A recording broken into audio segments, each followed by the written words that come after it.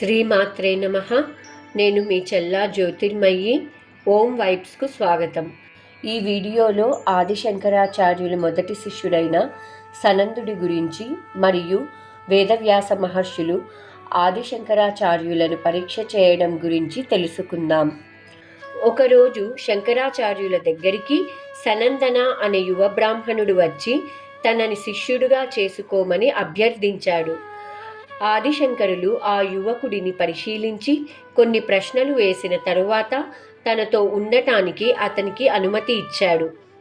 కొంతకాలం తర్వాత సనందుడు సన్యాస దీక్ష తీసుకుంటానని వేడుకోగా ఆదిశంకరులు అంగీకరించారు. ఆ విధంగా శంకరాచార్యులు గురుశ్రీ శంకరాచార్య అయ్యారు. సనందుడు తన గురువు పట్ల అత్యంత భక్తితో నిరంతరం శంకరాచార్యుల పక్కనే ఉంటూ జ్ఞానం కలిగి గురువు యొక్క పూర్తి విశ్వాసాన్ని గెలుచుకోగలిగాడు. ఇతర శిష్యులు సనందుడిని అసూయతో చూస్తున్నారు అని గ్రహించిన శంకరాచార్యులు సనందుడి గొప్పతనాన్ని అర్థం చేసుకునేలా చేశారు. దాని గురించి ఇప్పుడు తెలుసుకుందాం.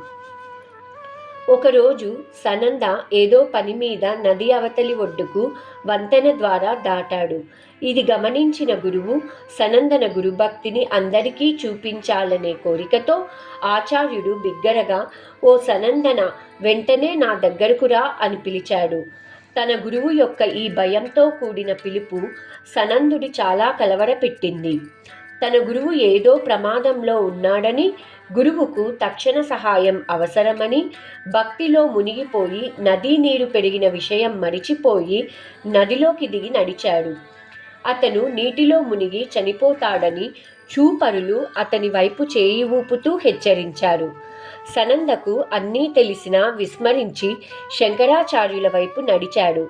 అద్భుతంగా ఆ వ్యక్తి వేసే ప్రతి అడుగుతో అతనికి మద్దతుగా కమలాల శ్రేణి పైకి లేచింది. కమలాల మీద నడుస్తూ నదిని దాటాడు. సనందన పడగెత్తి ఆచార్య ముందు ఆజ్ఞల కోసం నిలబడ్డాడు. ఈ ఆశ్చర్యకరమైన సంఘటన చూసి ఇతర శిష్యులు మూగబోయారు. ఆచార్యుడు తన ఇతర శిష్యులతో సనందుడిపై భగవతీదేవి ఎంత గొప్ప కృపను కలిగి ఉందో మీరు చూశారు కనుక ఇక నుండి అతన్ని పద్మపాదుడుగా పిలుస్తాము అని చెప్పారు. పద్మనాభుడు అంకిత భావంతో శంకరాచార్యుల వారికి నమస్కారం చేశారు. శంకరాచార్యుల వారు చిన్న వయసులో ఉన్నప్పటికీ అన్ని కులాలు మరియు తరగతుల నుండి అన్ని ఆధ్యాత్మిక పరిపక్వత దశల ప్రజలతో వ్యవహరిస్తూ అద్వైతాన్ని శిష్యులకు బోధించడం ప్రారంభించారు. ఒకరోజు మహాదేవుని కోరిక మేరకు ఆచార్యుడు తన శిష్యులకు బ్రహ్మసూత్రాల వ్యాఖ్యానాన్ని వివరిస్తుండగా ఒక వృద్ధ బ్రాహ్మణుడు ఆ ప్రదేశంలోకి ప్రవేశించారు. అక్కడ ఉన్నవారందరూ ఎంతో భక్తితో లేచి ఆయనని కూర్చోమని అభ్యర్థించారు. అప్పుడు ఆ వృద్ధుడు కూర్చొని ఆచార్యుణ్ణి ఇలా అడిగారు, "మిమ్మల్ని అందరూ బ్రహ్మసూత్రానికి వ్యాఖ్యాత అని పిలుస్తారు. సరే, మీ వ్యాఖ్యానం నా వివరణతో ఏకీభవిస్తుందో లేదో చూడాలనుకుంటున్నాను. దయచేసి 3వ అధ్యాయంలోని మొదటి భాగం యొక్క అర్థం చెప్పండి" అని అడిగారు. అందుకు ఆదిశంకరాచార్యుల వారు ఎంతో వినయంతో ఇలా అన్నాడు, "సూత్రాల అర్థం తెలిసిన గురువులందరికీ నా నమస్కారాలు. నేను సూత్రాలను బాగా అర్థం చేసుకున్నాననే అహంకార భావన నాకు లేదు. అన్ని ప్రశ్నలకు సమాధానం ఇవ్వడానికే ప్రయత్నిస్తాను" అని వినయంతో అన్నారు. మరియు ఆదిశంకరాచార్యులు ఆ వృద్ధుడు అడిగిన అన్ని ప్రశ్నలకు ఎంతో అద్భుతంగా, వివేకవంతంగా, హేతుబద్ధంగా సమాధానాలను ఇచ్చారు. ఈ జ్ఞాన యుద్ధం కొనసాగుతూనే ఉంది. ఈ సంభాషణల సందడిలో బ్రహ్మసూత్రాలు, 4 వేదాలు, అనేక గ్రంథాలు, వివిధ తత్వాలు అన్ని విశ్లేషణ వివరణ జరుగుతూ ఉంది.